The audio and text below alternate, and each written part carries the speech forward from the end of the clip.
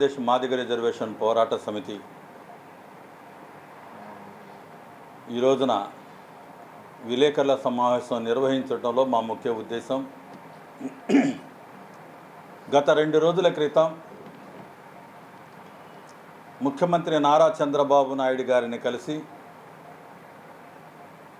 SC రిజర్వేషన్ల వర్గీకరణలో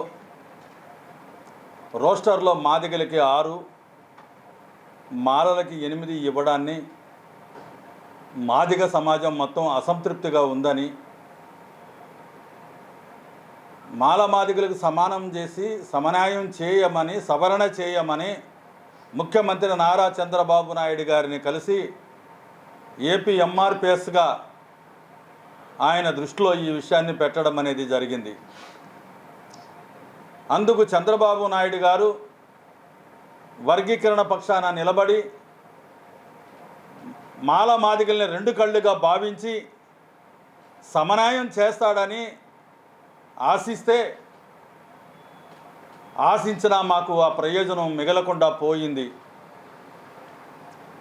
ఎందుకనంటే గత 30 ఏళ్ళుగా ఈ ఉద్యమాన్ని మేము ప్రారంభించి అనేక సందర్భాల్లో చంద్రబాబు నాయుడు గారిని కలిసి మాదిగల వినతులు, విజ్ఞప్తులు ప్రతి సందర్భంలోనూ అణువణువున నారా చంద్రబాబు నాయుడు గారికి ఆంధ్రప్రదేశ్లో మాదిగలకు జరుగుతున్న అన్యాయం తెలిసిన విషయమే కదా. గతంలో వర్గీకరణ చేసింది ఆయనే, ఇప్పుడు చేయబోయేది కూడా ఆయనే. కాబట్టి ఆంధ్రప్రదేశ్లో మాదిగల్ని కూడా 2 కళ్ళుగా భావించి సమన్యాయం చేయాలని మేము కోరితే నారా చంద్రబాబు నాయుడు గారు తండ్రి స్థానంలో ఉండి, ముఖ్యమంత్రిగా ఉండి మాదిగల పక్షాన కాకుండా 6 మాదిగలకు ఇస్తాం, 8 మాలలకు ఇస్తామనే విషయాన్ని ఆయన స్పష్టంగా చెప్పడం ఏదైతే ఉందో దాన్ని మేము తిరస్కరిస్తూ ఉన్నాం.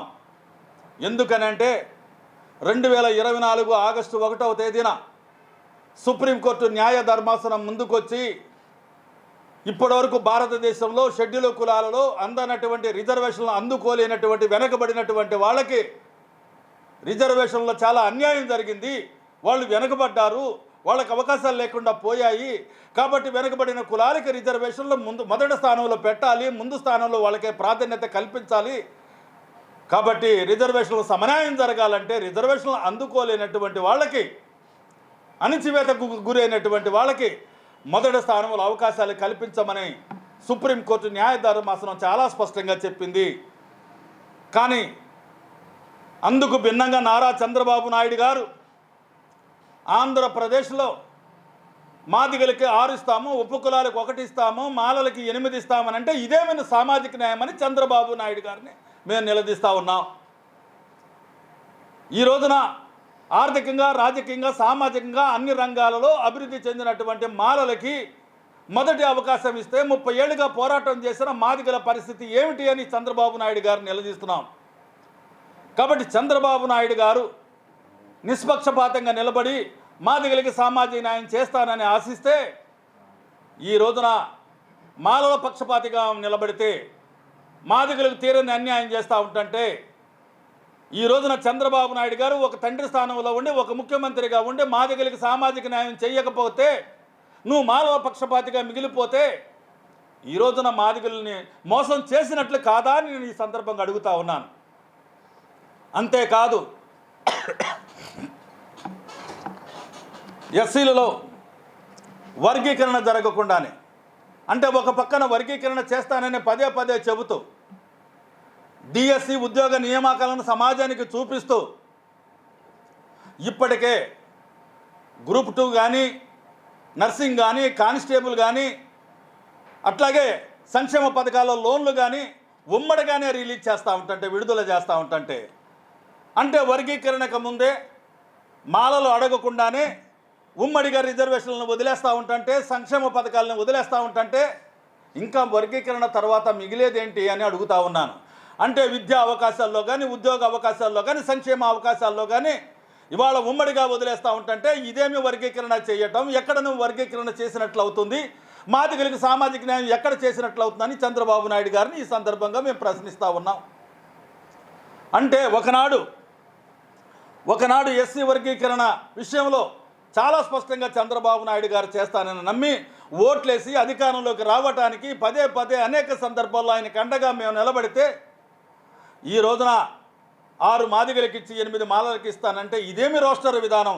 ఇది తెలంగాణలో లేదే, ఇది కర్ణాటకలో లేదే, ఇది ఇప్పటికీ ఏ రాష్ట్రంలో కూడా రోస్టర్ సిస్టంలో మరి అంటే వాళ్ళని ముందు తీసుకొచ్చి పెట్టి, అంటే ఆర్థికంగా బలపడినటువంటి కులాలని ముందుకు తీసుకొచ్చి పెట్టడం ఏ రాష్ట్రంలోనూ జరగలేదే. ఆంధ్రప్రదేశ్లోనే ఎందుకు ఇట్లా చేస్తున్నారని చంద్రబాబు నాయుడు గారిని సందర్భంగా మేము నిలదీసి అడుగుతూ ఉన్నాం. అంతేకాదు తెలంగాణ రాష్ట్రంలో వర్గీకరణ జరిగిందంటే అన్ని కులాలకు సమన్యాయం చేసిన రేవంత్ రెడ్డి చరిత్రలో ఒక పేజీలో మిగిలిపోతాడు. కానీ ఆంధ్రప్రదేశ్లో నారా చంద్రబాబు నాయుడు గారిని మాదిగలు నమ్ముకోవడమే కాదు 59 కులాలకు సమన్యాయం చేస్తాడని మేము ఆశిస్తే మాదిగలకు తీరని అన్యాయం చేసిన చంద్రబాబు నాయుడు గారు చరిత్రహీనుడిగా మిగిలిపోయే అవకాశం లేకపోలేదని కూడా ఈ సందర్భంగా మేము తెలియజేస్తూ ఉన్నాం. అంటే మాదిగల ఓట్లు వేయలేదా? మాదిగలు మీ పక్షాన్ని నిలబడలేదా? 30 ఏళ్ళకి మాదిగల ఓటా కోసం మాదిగల పోరాటం చేయలేదా? మరి మాదిగలకి ఎన్నికల్లో మాటలు ఇచ్చావే, వర్గీకరణ చేసి పెద్ద మాదిగని అవుతానని చెప్పు కొట్టావు, డప్పు కొట్టావు, మాదిగల పక్షాన్ని నిలబడతానన్నావు.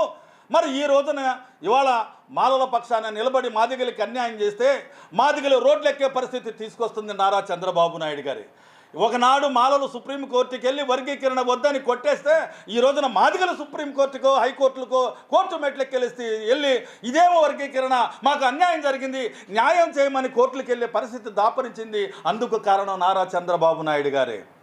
అవసరమైతే కోర్టులు ఎక్కుతాం, అవసరమైతే రాస్తారోకోలు చేస్తాం, అవసరమైతే రోడ్లెక్కి మా హక్కుల కోసం, మా జాతి ప్రయోజనాల కోసం అడుగడ్డిపోతున్న మా జాతి హక్కుల్ని హరించి వేస్తున్న పాలక ప్రభుత్వాలకు వ్యతిరేకంగా అవసరమైతే రోడ్లు ఎక్కడానికి మేము వెనకాడే పరిస్థితి కూడా లేదని సందర్భంగా తెలియజేస్తాం.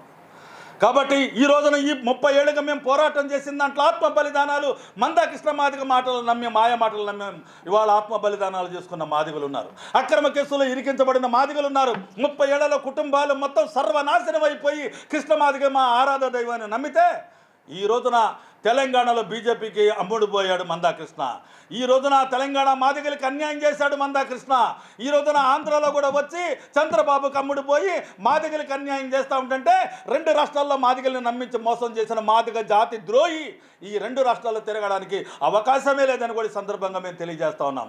వర్గీకరణ అంతిమ దశకు చేరుకున్న ఈ నేపథ్యంలో ఎవరి పక్షాన నిలబడాలి అంటే మాదిగల పక్షాన నిలబడాల్సిన మందాకృష్ణ నువ్వు మోడీ పక్షాన నిలబడ్డావు, ఇవాళ చంద్రబాబు నాయుడు పక్షాన నిలబడ్డావు. నీ డబ్బుల కోసం, నీ వ్యక్తిగత స్వార్థ ప్రయోజనాల కోసం మాదిగ జాతిని రాజకీయ పార్టీలకి తాకట్టు పెట్టడం వల్ల మాదిగలకి ఈ గతి పట్టింది. అందుకు కారణం నువ్వే. కాబట్టి ఒక పక్క చంద్రబాబు నాయుడు గారు నమ్మించి మాదిగల ఓట్లతో అధికారంలోకి వచ్చిన తర్వాత ఈ రోజున వర్గీకరణ మాలలకు చేయటం అంటే ఈ రోజున మేము మాలలకు వ్యతిరేకం కాదు, చంద్రబాబు నాయుడు గారికి వ్యతిరేకం కాదు, ఏ రాజకీయ పార్టీకి మేము వ్యతిరేకం కాదు. మా ఓటా మాకు ఇవ్వమనేదే మా సామాజిక న్యాయం తప్ప అది వ్యతిరేకం కాదు. కానీ ఇవాళ వ్యతిరేక పరిస్థితులు ఎందుకు వచ్చాయంటే ఒక పక్క చంద్రబాబు నాయుడు గారు ఓట్ల రాజకీయం కోసం మాల సోదరులకు భయపడి మరి దగ్గరికి చేరదీస్తే 30 ఏళ్ళుగా పోరాటం చేసిన మాదిగల పరిస్థితి ఏంటని చంద్రబాబు నాయుడు గారిని మేము నిలదీస్తూ ఉన్నాం.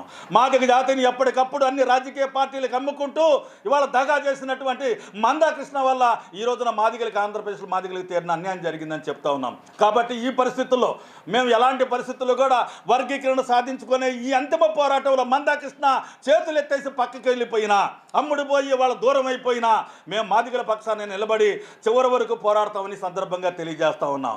అందుకు రౌండ్ టేబుల్ సమావేశం, నెల్లూరులో రౌండ్ టేబుల్ సమావేశం, విశాఖపట్నంలో రౌండ్ టేబుల్ సమావేశం, అనంతరం అమరావతిలో కూడా రౌండ్ టేబుల్ సమావేశాన్ని నిర్వహించే విషయంలో మాదిగ సంఘాలు మొత్తాన్ని ఐక్యం చేస్తాం, మేధావులను ఐక్యం చేస్తాం, ఉద్యోగులను, మహిళలను, విద్యార్థులను మొత్తాన్ని ఐక్యం చేసి ఈ రాష్ట్ర ప్రభుత్వం మాదిగలు చేస్తున్న అన్యాయం పైన అందరినీ సంఘటితపరిచి చైతన్యవంతులు చేసి భవిష్యత్తులో ఒక కార్యాచరణ ప్రకటిస్తామని సందర్భంగా తెలియజేస్తున్నాం.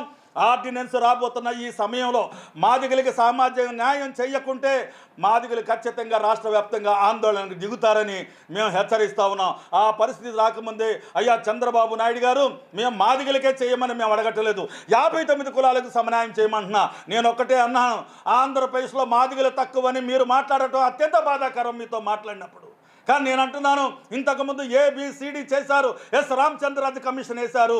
మరి ఆర్డినెన్స్ తీసుకొచ్చినప్పుడు, గతంలో రాష్ట్రపతి ఆర్డినెన్స్ తీసుకొచ్చినప్పుడు ఏబిసిడి చేశారు.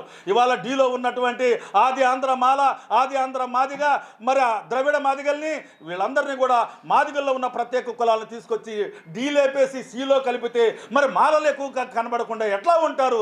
కాబట్టి మీరు మాలల ప్రయోజనం రక్షించడం కోసమే ఈ రోజున డీలో తీసేసి సీలోకి తీసుకొచ్చారు. సీలోకి తీసుకొచ్చిన తర్వాత మాలలను ఎక్కువ చూపించి మాదిగలకు అన్యాయం చేయాలనే దురుద్దేశంతోనే మీరు ఈ రోజున మాదిగలకు 6 కేటాయించి మాలలకు 8 కేటాయించి మాదిగల మధ్య వైరుధ్యానికి మీరే కారణమవుతున్నారని ఈ సందర్భంగా నేను తెలియజేస్తూ, ఆ పరిస్థితిని ఇప్పటికైనా పునరాలోచించి మాదిగలు మీకు అండగా నిలబడిన మాదిగలకి మోసం చేయకుండా సమన్వయం చేయమని సందర్భంగా కోరుతా ఉన్నా. నేను విజ్ఞప్తి చేస్తున్నా. ఖచ్చితంగా ఇవాళ మేము అవసరమైతే కోర్టులకు ఎక్కుతాం, రోడ్ల మీదకి వస్తాం, రౌండ్ టేబుల్ సమావేశాలు నిర్వహిస్తాం. అప్పటికీ మీరు పునరాలోచించకపోతే రాష్ట్రంలో మాదిగలు తాడోపేడు రాష్ట్ర ప్రభుత్వం మీద తేల్చుకుంటారు. ఎట్లా మీరు గద్దెనెక్కించిన మాదిగలే గద్దె దిప్పడం కూడా తెలుసని కూడా ఈ సందర్భంగా నేను తెలియజేస్తా ఉన్నాను.